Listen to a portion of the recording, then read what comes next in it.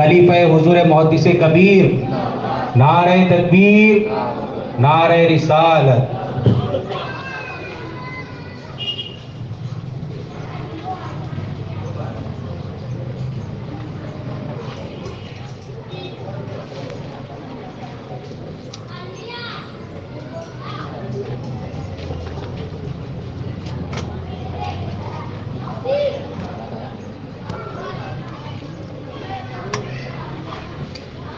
السلام علیکم ورحمۃ اللہ وبرکاتہ۔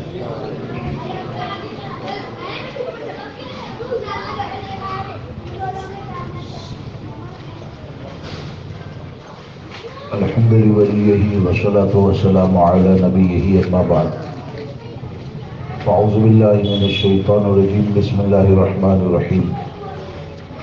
الاخلاء یومئذ بعضهم لبعض عدو الا المتقین، صدق اللہ العظیم۔ آئیے سب مل کر ایک مرتبہ دل کی گہرائی سے نبی اکرم نور مجسم رحمت عالم صلی اللہ تبارک و تعالی علیہ وسلم کی بارگاہ مقدسہ میں درود شریف کا ہدیہ پیش کریں۔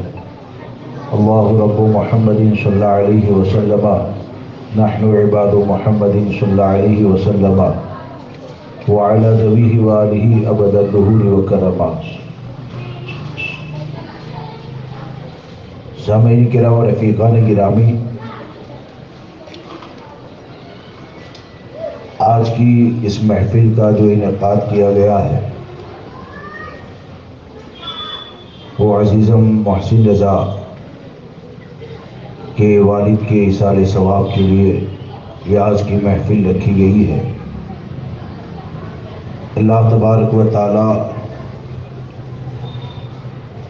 جو کچھ ذکر ہوا اور جو کچھ ذکر ہوگا اس کی برکتوں سے ان کی مغفرت فرمائے، ان کی قبر پر رحمت و نور کی بارش نازل فرمائے، ان کی قبر کو تا حد نگاہ کشادگی عطا فرمائے۔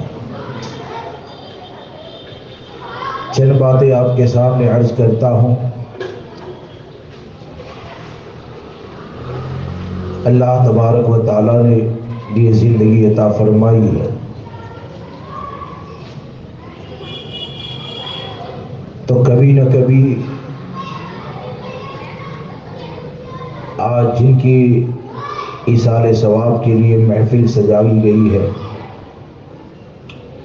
ایک وقت وہ آئے گا کہ ہم اس جگہ پر ہوں گے اور ہمارے نام پر محفل ہوگی، اور اس حقیقت سے کوئی انکار نہیں کر سکتا ہے۔ ہمیں اور آپ کو یہ چاہیے کہ ہم اپنی زندگی کو ایسے بنائیں جس کے بارے میں ہمارے بزرگوں نے فرمایا کہ بچہ جب پیدا ہوتا ہے تو بچہ روتا ہے، اور اگر نہ روئے تو ڈاکٹر اس کو نارمل نہیں سمجھتے بلکہ اس کو رلاتے ہیں۔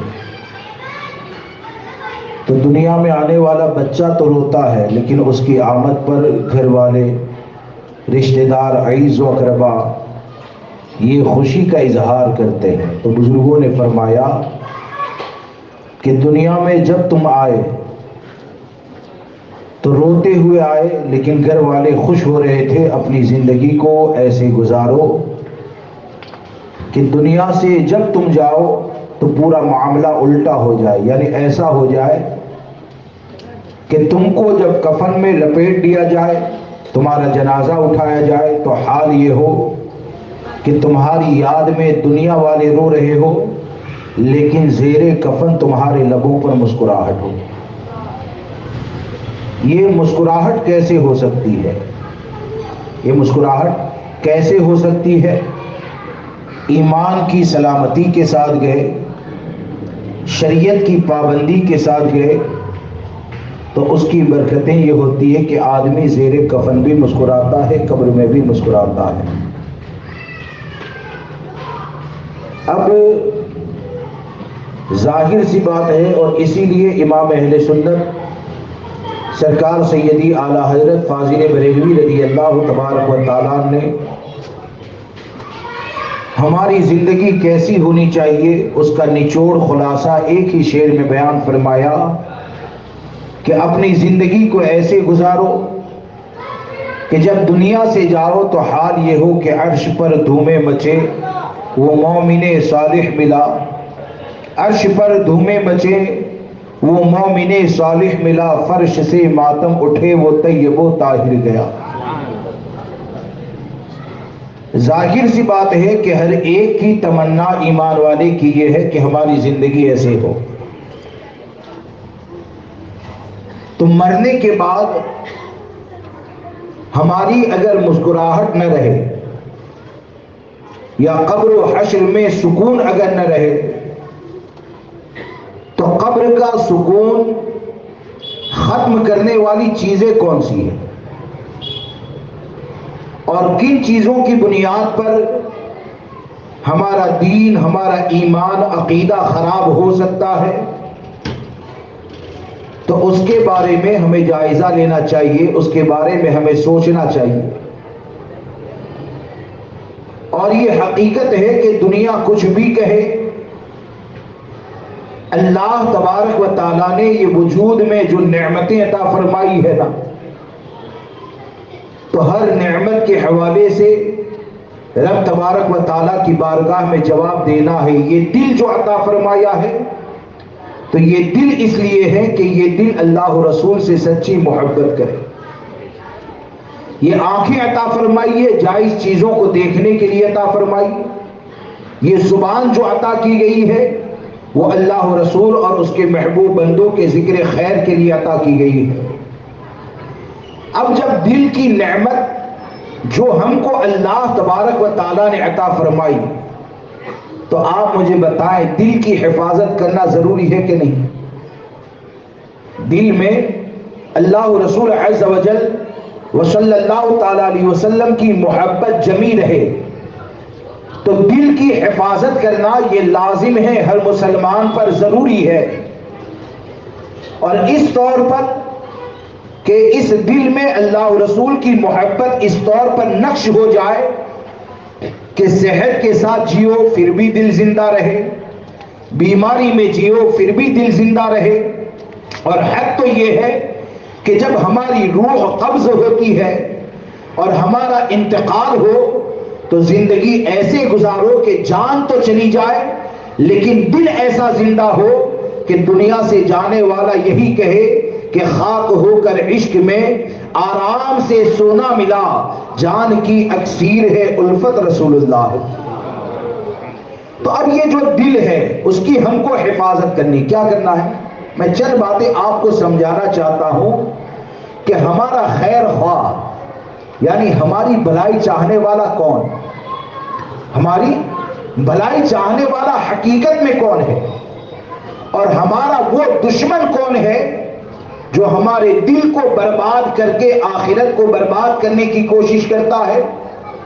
تو آپ کو یہ ماننا پڑے گا کہ جو تمہارا دوست، جو تم سے محبت کرنے والا، جس کو تم نے قائد سمجھا، وہ لوگ اگر ایسے ہیں کہ تیرے دل میں عشق مصطفیٰ کی حفاظت کرے تو وہ تیری ایسی بھلائی چاہنے والے ہیں کہ ان کی بھلائی کا معاملہ یہ ہوگا کہ تو دنیا میں بھی کامیاب ہو جائے گا، قبر و حشر میں بھی کامیاب ہو جائے گا۔ اور اگر ایسے لوگ پیدا ہو جائے کہ جو تیرے دل سے عشق رسول کو چھیننا چاہتے ہیں، ایسے لوگ پیدا ہو جائے جو تیرے دل میں جو محبت رسول پائی جاتی ہے اس کو اگر کمزور کرنا چاہتے ہیں تو پوری دنیا مل کر اسے تیرا خیر خواہ کہے، پوری دنیا مل کر اسے تیری بھلائی چاہنے والا کہے، حقیقت یہ ہے کہ یہ تیرا دوست کبھی بھی نہیں ہو سکتا ہے، یہ تیرا ایسا دشمن ہے کہ جو تجھے دنیا میں بھی ذلیل کرے گا، میدان محشر میں بھی ذلیل کرے گا۔ اب آپ دیکھیے کہ ہمارا تعلق اہل سنت و جماعت سے کس سے ہے؟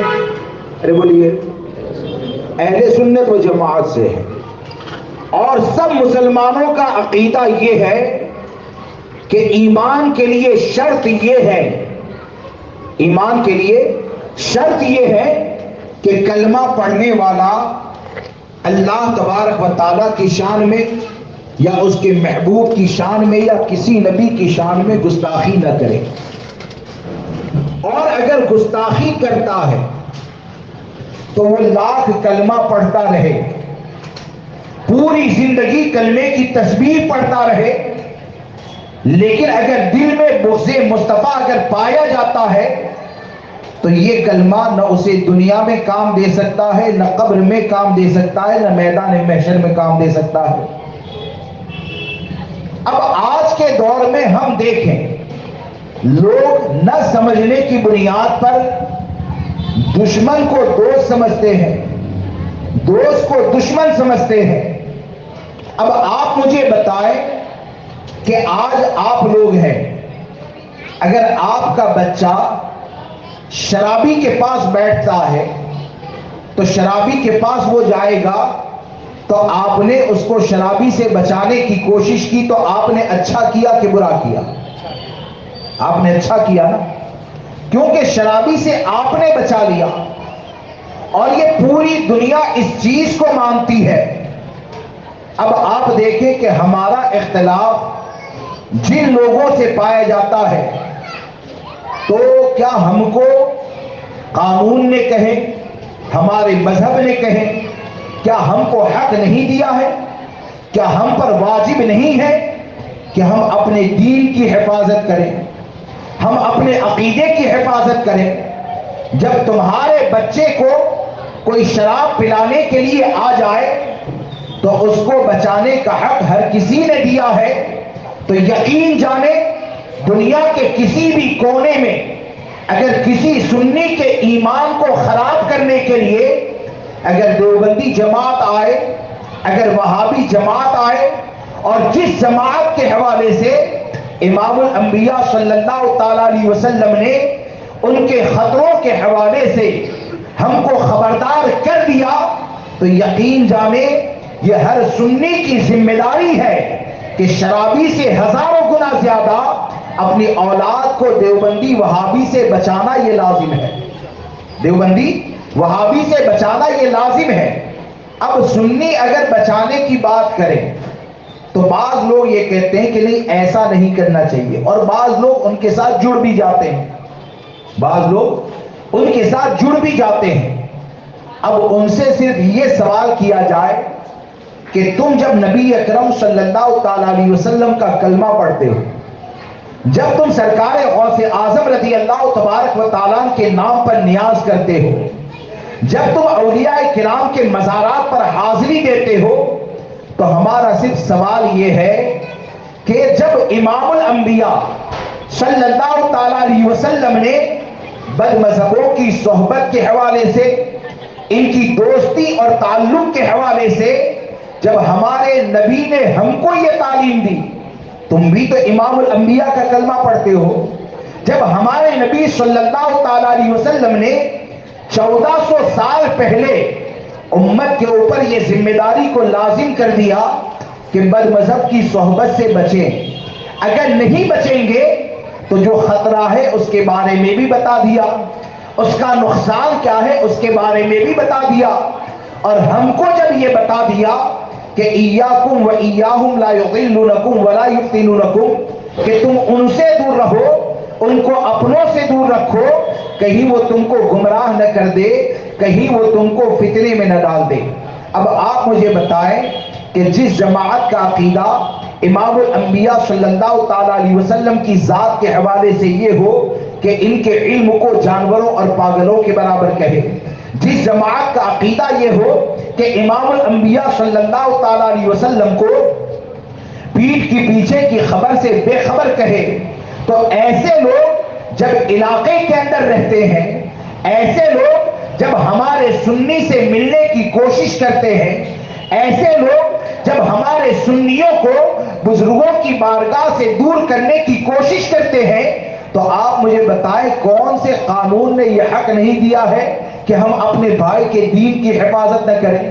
کون سا قانون یہ کہتا ہے کہ ہم اپنے دین پر عمل نہ کریں؟ یقیناً ہر سنی کی ذمہ داری یہ ہے کہ جب کبھی کوئی بد مذہب سنی سے قریب ہونے کی کوشش کرے گا تو سچا سنی کا خیر خواہ، اس کی بھلائی چاہنے والا یہ ہوگا کہ وہ اس کو دیوبندی سے بچانے کی کوشش کرے.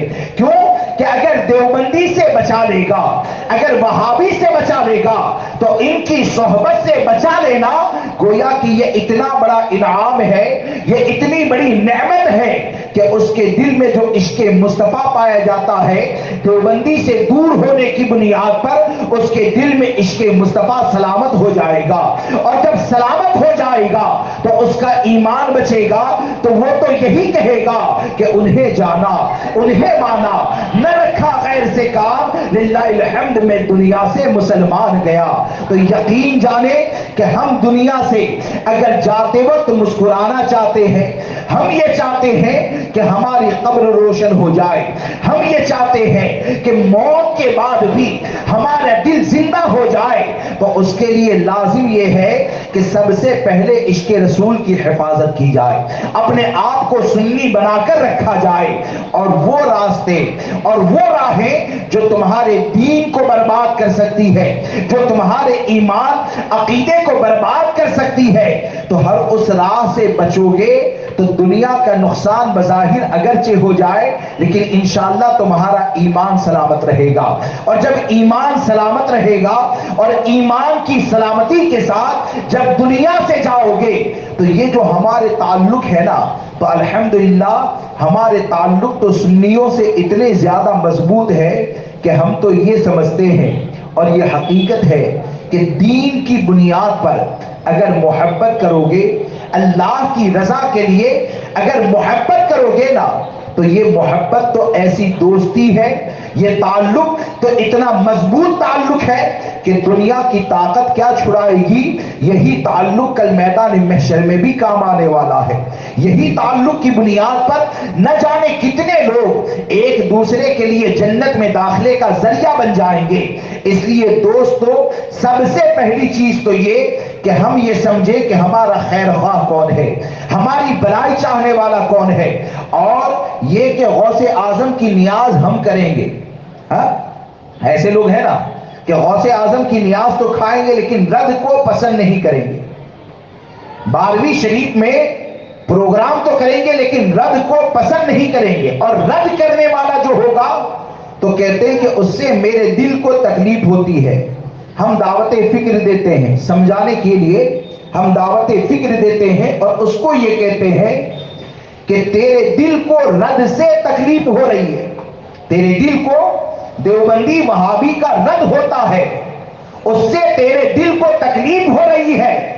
تو ذرا ایسے پاگل یہ بتائے کہ آج بھی وہ دیوبندی جماعت جو امام الانبیاء صلی اللہ تعالیٰ علیہ وسلم کے علم کو جانوروں کے برابر کہتی ہے، لکھتی ہے، آج بھی چھاپتی ہے، تو جب ایسے چھاپنے والے تمہارے سامنے آ جائے تو ان کے جملے جو قلب مصطفیٰ پر تکلیف دیتے ہیں، ان کے جملوں کی بنیاد پر جو امام الانبیاء صلی اللہ تعالیٰ علیہ وسلم کو تکلیف ہوتی ہے، تو کیا اس تکلیف کا احساس تجھے نہیں ہے؟ کیا اس تکلیف کے بارے میں تو نے کبھی سوچا ہے؟ ہم تو یقین سے یہ جانتے ہیں کہ جب کہیں جہاں کہیں گستاخ رسول کا رد کیا جائے گا نا، تو اگرچہ ایسے لوگوں کو تکلیف ہو، ان کے رد کی بنیاد پر ہمارے آقا صلی اللہ تعالیٰ علیہ وسلم کے قلب کو سکون عطا ہوتا ہے، ہمارے آقا صلی اللہ تعالیٰ علیہ وسلم راضی ہوتے ہیں. اور جب رد کی بنیاد پر ہمارے آقا راضی ہوتے ہیں تو ایسے ہزاروں نمونے اگر ناراض ہو جائے تو ہمارے لیے اتنا کافی ہے کہ امام الانبیاء کی رضا حاصل ہو جائے. کیوں کہ امام الانبیاء کی اگر رضا حاصل ہو جائے تو وہ اتنی بڑی نعمت ہے کہ ان کا راضی ہونا یہ اتنی بڑی نعمت ہے کہ دنیا سے جانے والا یہی کہے گا کہ لہر میں عشق رخے شہ کا داغ لے کے چلے، اندھیری رات سنی تھی چراغ لے کے چلے، تیرے غلاموں کا نقشے قدم ہے راہ خدا، وہ کیا بہک سکے جو یہ سراغ لے کے چلے.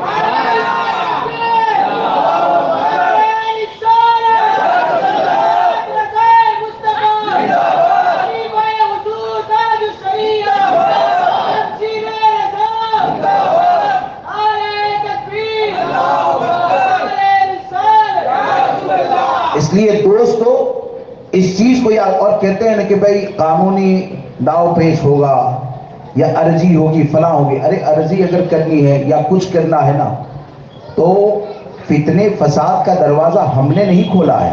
ہاں فتنے فساد کا دروازہ ہم نے نہیں کھولا. کیا ہم جواب نہیں دے سکتے ہیں؟ ہاں کیا ہم نہیں کہہ سکتے ہیں گورنمنٹ کے سامنے کہ اشرف علی تھانوی نے امام الانبیاء کی شان میں گستاخی کی، ہمارے نبی کی شان میں گستاخی کر کے فتنے کا دروازہ انہوں نے کھولا؟ تو ہم تو اپنے بھائی کے دین کی حفاظت کے لیے نکلے ہیں، ہم تو اپنے سنی بھائی کے دین کی حفاظت کے لیے نکلے ہیں. تو اگر فتنے کا دروازہ بند کرنا ہے نا تو جن گرو گھنٹالوں نے گستاخیاں کی ہے ان کو کافر مانو، ان کی کتابوں کو ضائع کرو، اور جو بھی گستاخ ہے اس کو کافر مانو گے تو کافر مان لیا تو ہم کو اختلاف کرنے کی کوئی ضرورت نہیں ہے. اور اگر گستاخ رسول کو کوئی کافر نہ مانے اور داڑھی کے ذریعے، نماز کے ذریعے، روزے کے ذریعے یا کٹ کے ذریعے اگر سنیوں کو گمراہ کرنے کے لیے آئے گا نا تو وہ مال کا دنیا میں ڈھیر بھی لگا دے تو ایسے لوگوں سے نہ ہمارا ماضی میں اتحاد ہوا تھا، نہ ہوا ہے، نہ کبھی ہو سکتا ہے. اس لیے اس چیز کو سمجھے. اور حقیقت میں آپ دیکھیں کہ یہ ہمارے لیے کتنی بڑی پریشانی ہے، ہمارے لیے کتنی بڑی پریشانی. اتنا بھی نہیں سمجھتے کہ رد کرنے کا مقصد کیا ہوتا ہے. کہتے ہیں رد کرنے سے کیا ہوتا ہے، اور پھر ایسا کہتے بھی ہے، یعنی روکتے ہیں اور کہتے ہیں اعلیٰ حضرت سے ہم بھی محبت کرتے ہیں.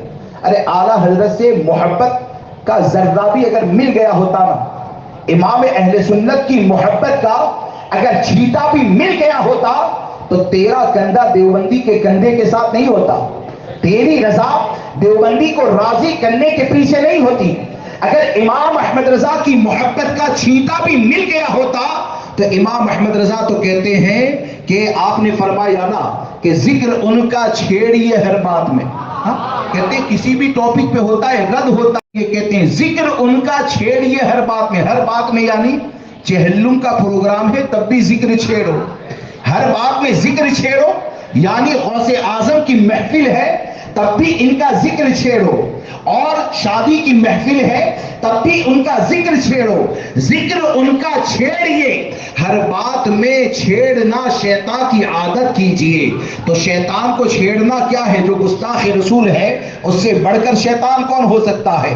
جو امام الانبیاء صلی اللہ تعالی علیہ وسلم کی عظمت پر حملہ کرنے والا ہے اس سے بڑھ کر شیطان کون ہو سکتا ہے؟ اس لیے دوستو اپنے دین کی حفاظت کریں، اور دین کی حفاظت ہم کیسے کریں گے وہ اپنے ذہن سے نہ سوچیں، اپنی فکر سے نہ سوچیں، بلکہ ہم کو آقا کریم صلی اللہ تعالی علیہ وسلم نے دین کی حفاظت کے لیے جو راستہ عطا فرمایا، قرآن مقدس نے جو تعلیم عطا فرمائی، وہ تعلیم کیا ہے؟ کیا ہم قرآن کے احکام ہندوستان میں بیان نہیں کر سکتے ہیں؟ قرآن نے ہم کو جو تعلیم دی ہے کیا اس کے احکام کو بیان نہ کیا جائے؟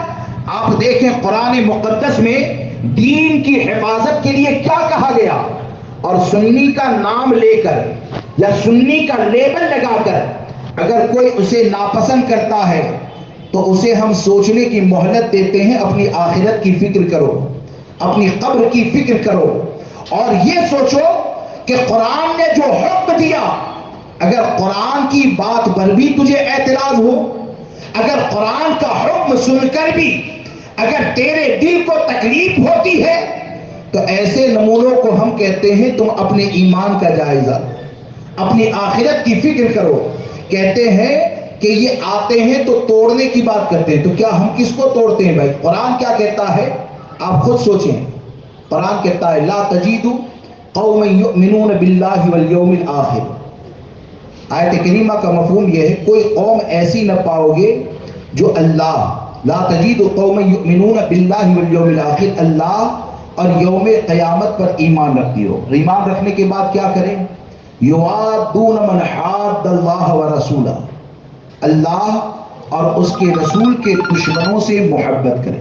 یعنی جو اللہ پر ایمان رکھنے والا ہے، قیامت پر ایمان رکھنے والا ہے، اور مختصر میں یہ کہ جو بھی ایمان والا ہوگا وہ کبھی بھی اللہ اور اس کے محبوب کے دشمنوں سے محبت نہیں کرے گا. یہ کون کہتا ہے؟ یہ بولیے، میری بات نہیں سمجھ رہے. یہ قرآن کا اعلان ہے. کس کا اعلان ہے؟ یہ قرآن کا اعلان ہے. اب سوال ہم یہ کرنا چاہتے ہیں کہ جو اللہ کی ذات کے حوالے سے جو جماعت یہ کہے کہ معاذ اللہ اللہ جھوٹ بول سکتا ہے، ہاں تو وہ اللہ سے محبت کرنے والا ہے؟ اللہ کو جو جھوٹا کہے کیا وہ اللہ سے محبت کرنے والا ہے؟ آپ خود یہ بتائیں کہ جو امام الانبیاء کے علم کو جانوروں سے تشبیہ دے کیا وہ امام الانبیاء سے محبت کرنے والا ہے؟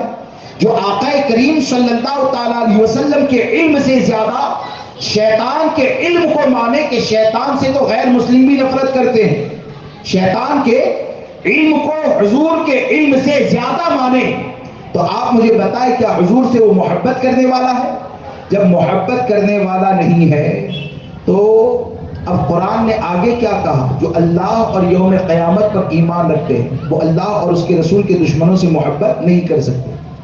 اور یہ دشمن کون کون ہو سکتے ہیں؟ کہتے ہیں کہ بھئی ہماری برادری ٹوٹ جائے گی، ہاں ہمارا خاندان ٹوٹ جائے گا، ہماری رشتہ داریاں ختم ہو جائے گی.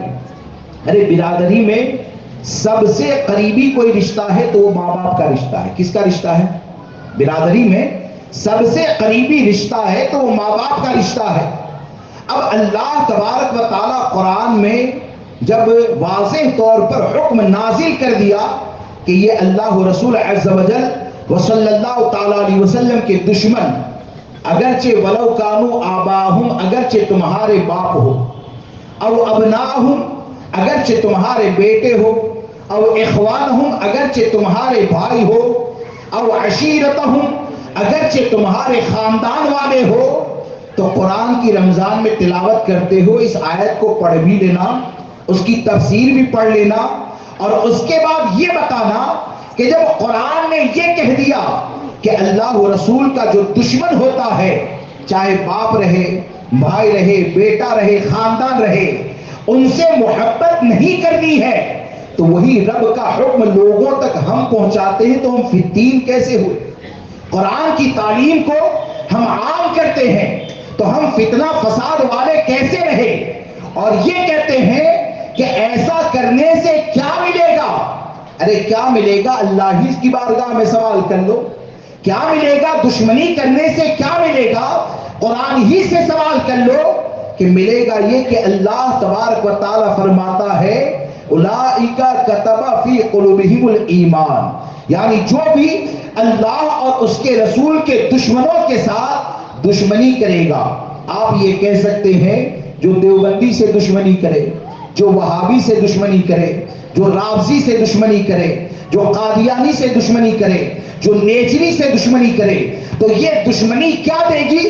اللہ تبارک و تعالیٰ فرماتا ہے اولئک کتب فی قلوبہم الایمان، اللہ ایسے لوگوں کے دلوں پر ایمان کو نقش فرما دیتا ہے. اور جن کے دل پر اللہ تبارک و تعالیٰ ایمان کو نقش فرما دے دنیا کی کوئی طاقت اسے مٹا نہیں سکتی. اور اسی کی ترجمانی امام احمد رضا فرماتے کہ ایمان بچانا ہے تو ایمان بچانے کا نسخہ یہ ہے کہ عمل کرو انہیں جانا، انہیں مانا، نہ رکھا غیر سے کام، للہ الحمد میں دنیا سے مسلمان گیا. ایمان بچانا ہے تو اسی نسخے کی تعلیم حضور تاج الشریعہ نے عطا فرمائی کہ نبی سے جو ہو بیگانہ اسے دل سے جدا کر دے، پدر مادر برادر مال و جا سب ان پر فدا کر دے.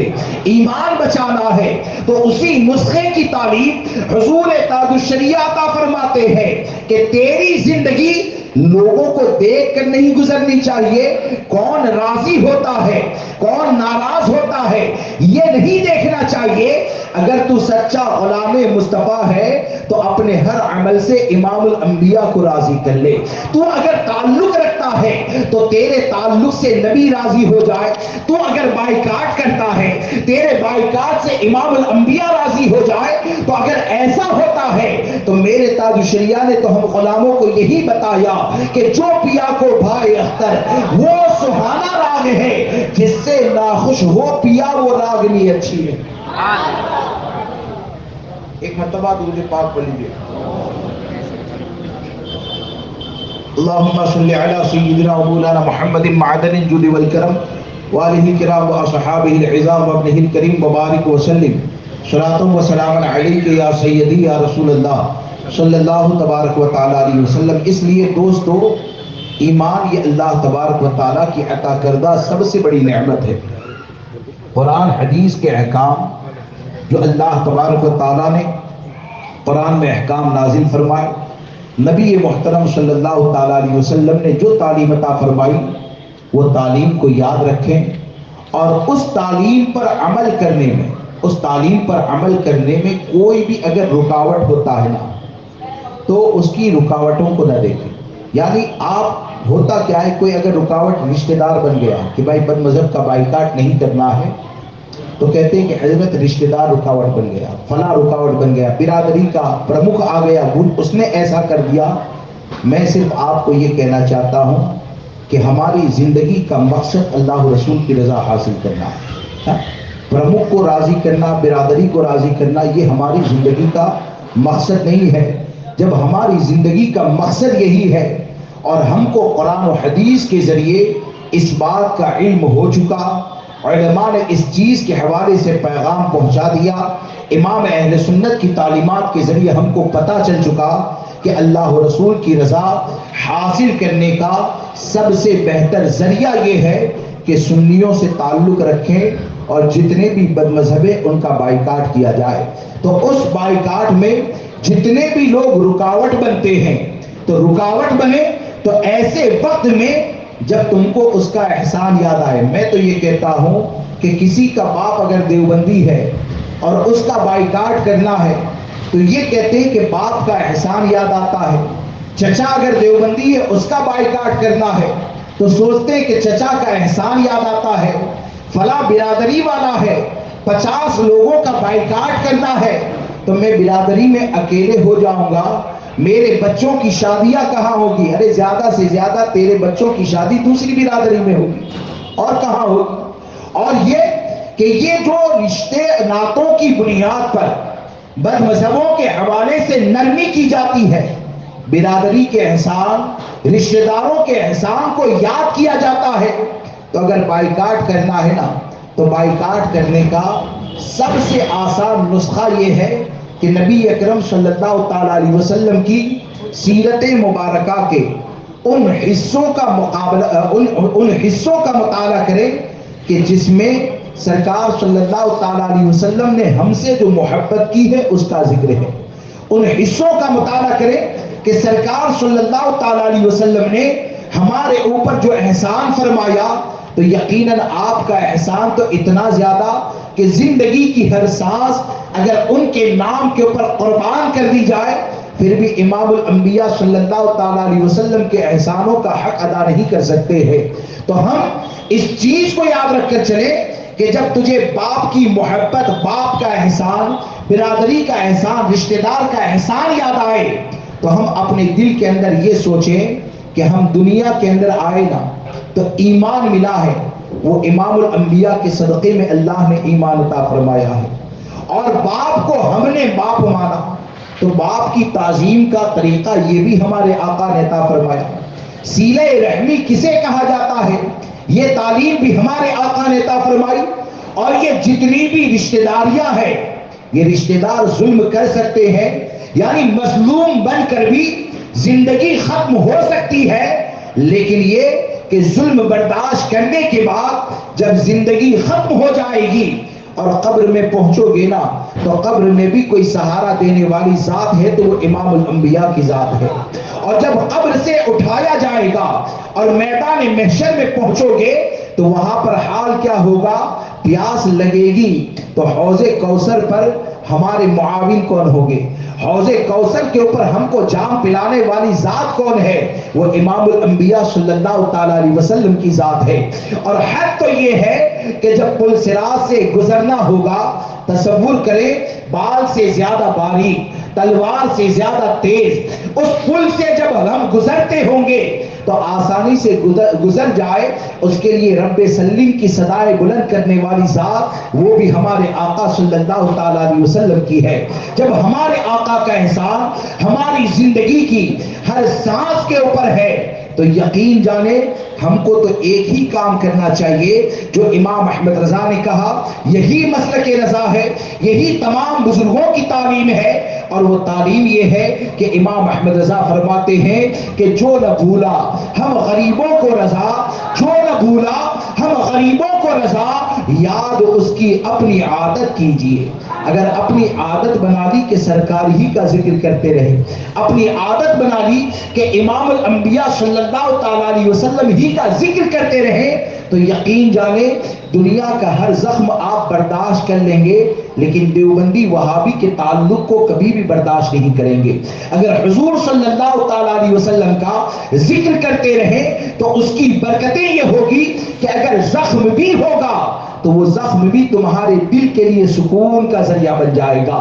زخم کھا کر، گالی کھا کر بھی تم کو یہ یاد رہے گا کہ تیرے خاطر ذلیل ہونا ہے، میری عزت، میرے وقار سلام، یہی ہمارے بزرگوں نے تعلیم عطا فرمائی ہے۔ اللہ تبارک و تعالی مجھے، آپ کو، ہم کو، ہماری قیامت تک آنے والی نسلوں کو اہل سنت و جماعت پر قائم رکھیں اور اسی پر خاتمہ فرمائے۔ السلام علیکم۔